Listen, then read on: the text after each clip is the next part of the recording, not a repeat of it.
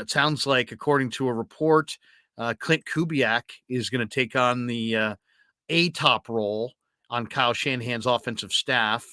It didn't really specify if he would be the play caller. He was the play caller at the end of the year for the Broncos this year.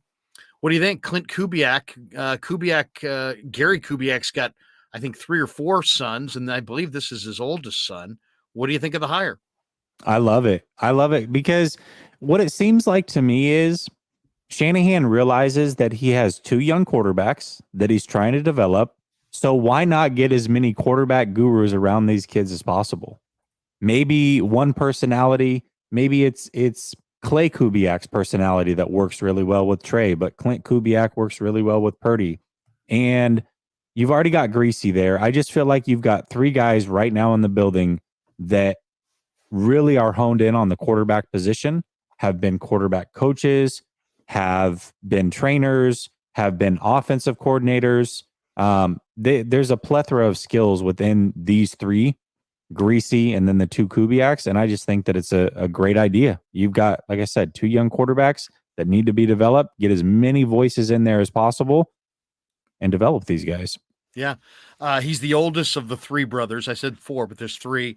And he now joins his younger brother as well, Clay, who's been on the Niners staff for a couple seasons, one doing quality control on the defensive side of the ball, and then this year as an assistant quarterback coach. I just think that it comes right down to, offensive football is about cohesion and continuity, and it's really important that the offensive coaching staff are all on the same page. Now, it's important for both sides of the ball, but I think it's even more important for the offensive side of the ball. And I like the fact that the Shanahans and the Kubiaks go back, what are we talking, 30 years, 25 years? I mean, Gary Kubiak was the Niners quarterback coach the last time the Niners won the Super Bowl, and Mike Shanahan, Kyle's dad, was the offensive coordinator at that time. So, in some ways, I would rather hire from within, but this is like the next best thing, right? If you can't hire from within, if you don't have a candidate from within, why not have somebody who's good? You're not going to change your scheme. Kyle knows him. He knows Kyle. Here's the question, though. Who ultimately calls the plays?